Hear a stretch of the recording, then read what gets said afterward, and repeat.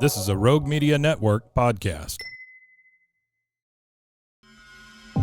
Do you ever have a story that you just can't get out of your head? One that you play the details of over and over with your friends? Well, you've come to the right place. I'm Claire. And I'm Susan. And this is Justice Pending, a weekly true crime podcast where we discuss tantalizing crimes with more questions than answers. It's every parent's worst nightmare: a college student, a safe campus town, a short walk home, and then nothing. She had friends with her, surveillance cameras on every block, and just 2.5 blocks to walk. Yet somehow 20-year-old Lauren Spierer vanished. Welcome back to another episode of Justice Pending. I'm Claire. And I'm Susan. On today's show, we dive into the missing persons investigation of Lauren Spierer. So let's set the scene. It's June 2nd, 2011, the start of summer at Indiana University in Bloomington. Lauren had just finished finals and she was ready to celebrate. She was just 20 years old, from Scarsdale, New York. She was studying textiles merchandising and was known for her bright smile and her huge heart. Physically, she was barely 5 feet tall, maybe 90 pounds, had blonde hair, blue eyes, a girl who looked younger than she was, but did carry herself with confidence. So that evening, she had friends over to watch a basketball game at her apartment in the Smallwood Plaza complex. They drank some wine, relaxed, just typical college downtime. I mean, basketball is a big deal in Indiana. It certainly is. She did have a boyfriend. Her boyfriend, Jesse Wolf, he wasn't there that night. He was home in his own home. And Lauren texted him around 12:30 a.m. to say that she was headed to bed. But instead of going to sleep, she changed her plans and slipped out to a party 2 blocks away at her friend Jason's townhouse. I mean, we've all done that, right? Finals done, summer's starting. She probably got a call, come over. It's 2 blocks. She's on foot, easy. And she went. Yeah, I mean, it doesn't seem like any unusual activity for a college student to decide to go out at after midnight on, a weekend. It's completely normal. But for Lauren, that decision would mark the last time she was ever seen alive. When she got to Jason's townhouse, which was literally 2 blocks away, Lauren met his neighbors who were also over for the get together, Corey Rossman and Michael Beth. And they all drank, and some witnesses later said there might have been drugs involved. They cited Klonopin and cocaine. So around 1:30 a.m., Lauren and Corey left for Kilroy's Sports Bar, a popular late-night spot near campus. And they were there for less than half an hour. And strangely, she was barefoot. She'd left her shoes and her phone at the bar. Yeah, that's a bizarre detail. Shoes and phone. I mean, those are two things you usually do not leave home without, right? And you don't leave at another location. So, I mean, they did get there after 1:30 in the morning, so 2 a.m. closing time. It's not going to be long, but it's bizarre. The lack of shoes and phone. Even one of those things would be weird, but both is. I mean, I feel though after a night of drinking and maybe drug use and, you're leaving and you've taken your shoes off because you're dancing. Okay. Okay, Susan. I could see a world, not that I've been there, but I could see a world where that, and then she forgot her phone because she was having too much fun and got wrapped up in the evening. I mean, I could just see it. I could see it. It is the dancing in uncomfortable shoes that did it for me, Susan. That's a good note right there. Yeah. So when they left Kilroy's, they started back toward her apartment complex, but that's when things started to go wrong. Very wrong. In the hallway of her building, this group ran into another group, a group of guys who happened to be friends with her boyfriend, Jesse. And there was some tension, I don't know, maybe jealousy, but one of the men punched Corey Rossman in the face. Yeah, so you have to wonder, is this related to Lauren's relationship with Jesse? Is this something completely different? It's strange, right? And it gets stranger because Corey later claimed that this punch erased his memory of the night. Convenient or not, it's the story he's always stuck with, that he doesn't remember anything because he was punched in the face. Right. Again, could see a world after a punch and a night of partying. Yep. Um, but it also happens to be very convenient. So surveillance footage from the area does show Corey carrying Lauren over his shoulder. I mean, remember she was barely 90 pounds and Yep. but because she was really that intoxicated, and they went back to his apartment around 2:30 a.m. So Corey's roommate, Michael, said that Corey got sick and went to bed. Lauren, according to Michael, Lauren left to go next door to Jason's place. And then Jason told police that he urged Lauren to sleep on his couch, but she insisted she wasn't ready to call it a night. Yeah, this is starting to get a little bizarre to me because it's 4:30 in the morning. You have to be exhausted at this point. Again, possibly fueled by cocaine. You're not wanting to sleep, but according to Jason, Lauren walked out the door around 4:30 a.m. and was heading south on College Avenue, which would have been toward her own apartment. And that is where the trail goes cold. So by the afternoon of June 3rd, when Jesse Wolf hadn't heard from Lauren, he started calling her friends. So this is, you know, at this point, no one's seen her, and her boyfriend reports her missing that same day.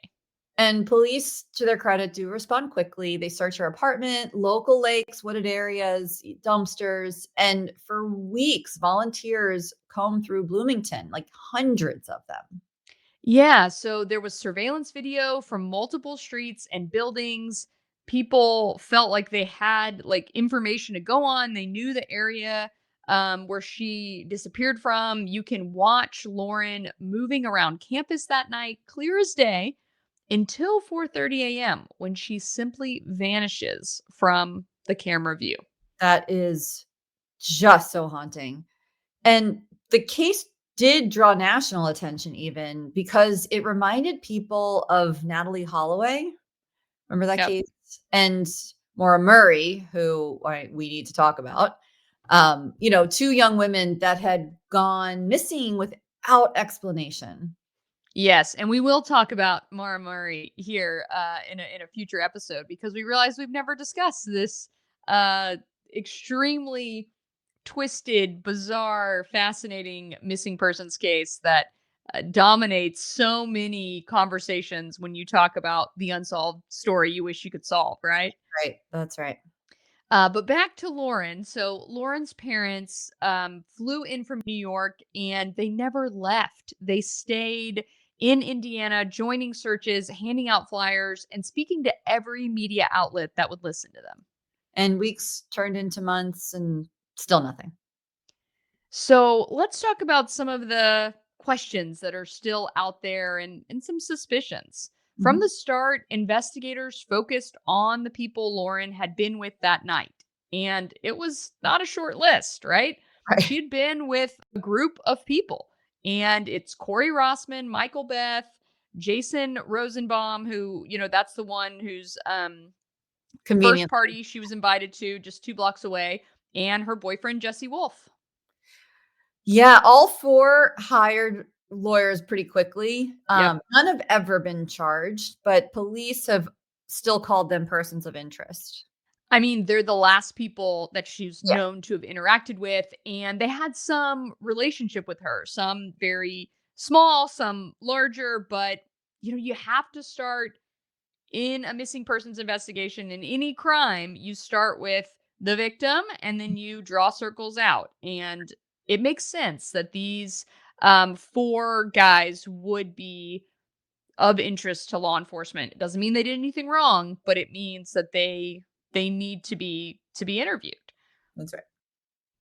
With new, gentler scented Clorox disinfecting wipes, clean finally smells as good as it feels. On everything from lamps to ceiling fans. Even on your kid's toy shark. Oh, ouch.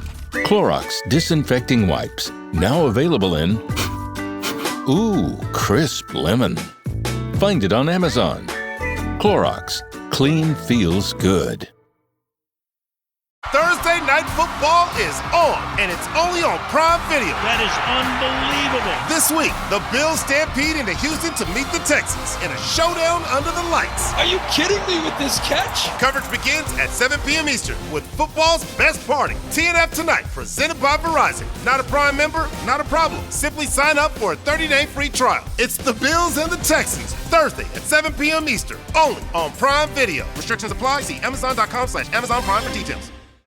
So again, we're talking about college students. So adults, yes, but just right on the cusp of teenagers, becoming adults. And so they were consulting with their parents. And according to, statements that they've given, it was their parents who said, they didn't want them to take polygraphs. So instead, there were some that were privately arranged through their attorneys, and the results were never made public, Susan. Right. And so that leads Lauren's parents to believe that those young men know way more than they've admitted. Yeah. I mean, you think about when you don't have Lauren you can't test, you don't have her toxicology report, you don't know what might have been going on, you don't have any you just have no idea what she went through that night other than what people are telling you and what you can see on these cameras. So Jesse, maintains that he was home asleep. That's her boyfriend.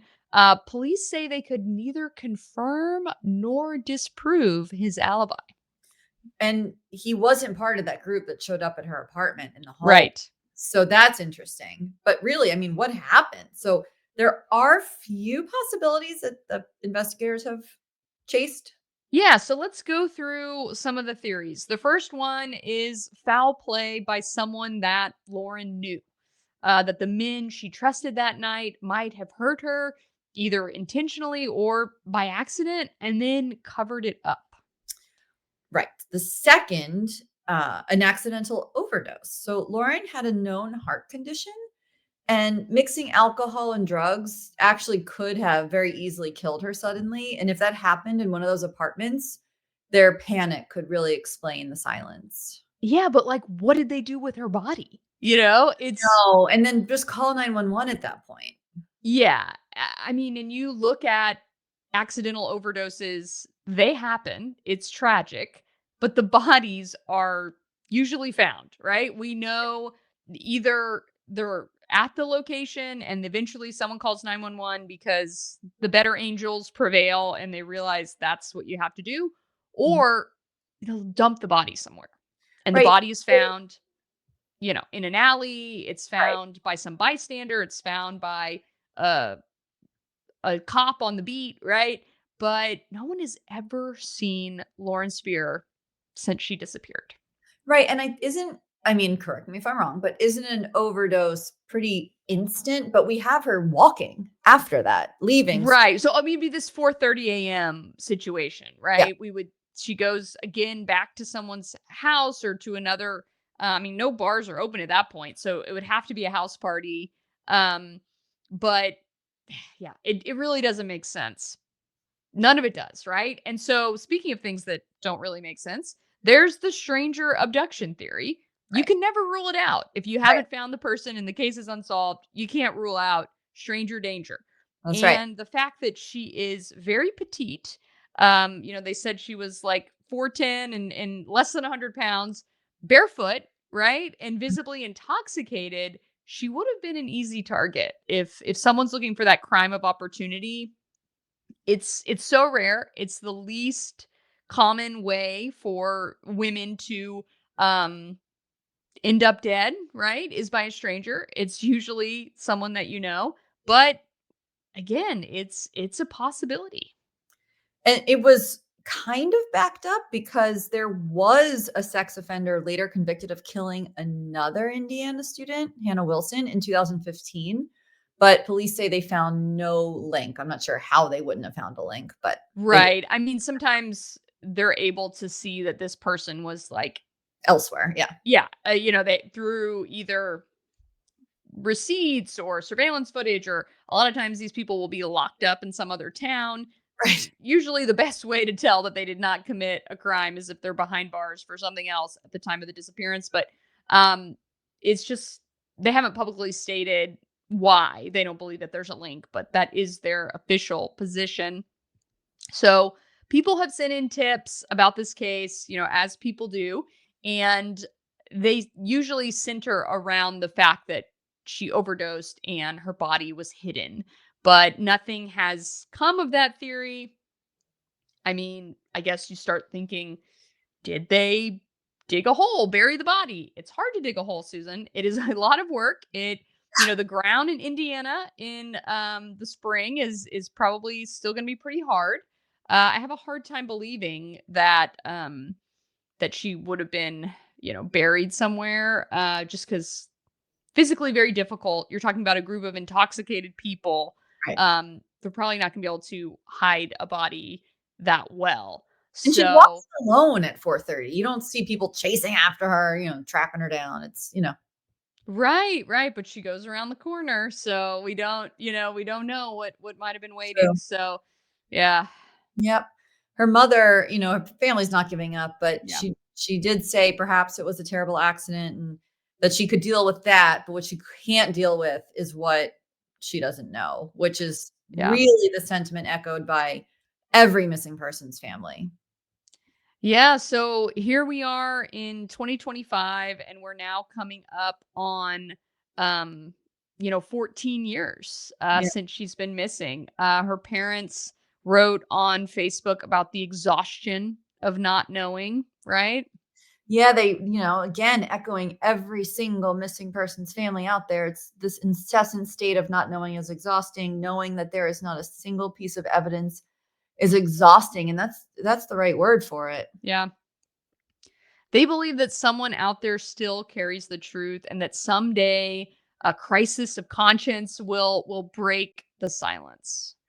And there may be hope in some new reporting. Investigative journalist Sean Cohen recently released a book, College Girl Missing: The True Story of How a Young Woman Disappeared in Plain Sight, with new interviews and witness testimony.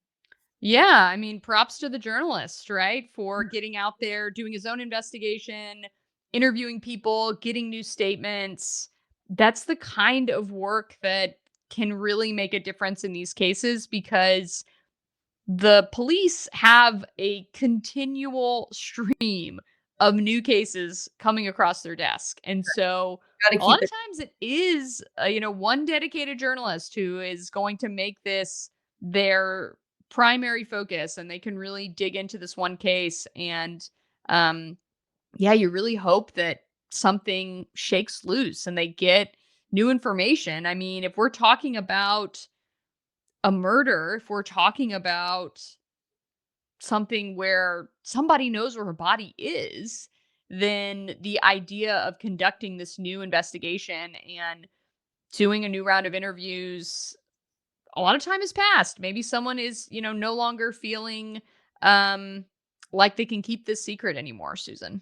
I know. I mean, hopefully Yeah, someone does know, and hopefully that person is still with us to tell us right. and all that. And her mother really was so grateful that this journalist wrote this book, and thanked him for being a reminder that there is a girl who seemingly disappeared in plain sight, but she's still missing. And someone out there knows what happened. And she does have a family who's still waiting for answers. Yeah, the family hired a private investigator, and they actually worked with Sean Cohen to try to find answers, for his book, and of course for Lauren, right? It's just an unbelievable, never-ending trauma for that family.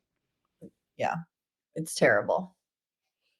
I think the fact that Lauren didn't vanish from a dark hallway or, remote trail, she disappeared from a well-lit college street surrounded by people and cameras. Yeah, that's what's unsettling as well. It's also a case that has you asking uncomfortable questions about friendship and choices people make, and that kind of like the idea, let's keep the party going, not that Yeah. it's all, but these things, you just start questioning decisions, and maybe it makes people think twice. Yeah, I mean, maybe it was an accident, maybe it was something darker, but as long as silence remains, justice cannot begin. That's right. And Lauren's family still posts every June 3rd the quote, lost but not forgotten, always loved. If you know anything about the disappearance of Lauren Spierer, contact Bloomington Police at 812-339-4477. You can also email tips to policetips@bloomington.in.gov. Thanks for joining us on another episode of Justice Pending, and we'll be back next week with an all-new case. Justice Pending is recorded in Dallas, Texas for Rebel Studios. It's hosted by me, Claire Sanama, and Susan Passoni. Our theme music is Bending Truth, licensed at premiumbeat.com. We appreciate all listener feedback. Leave a review wherever you're listening right now, and we might read it on the air. Thanks for joining us.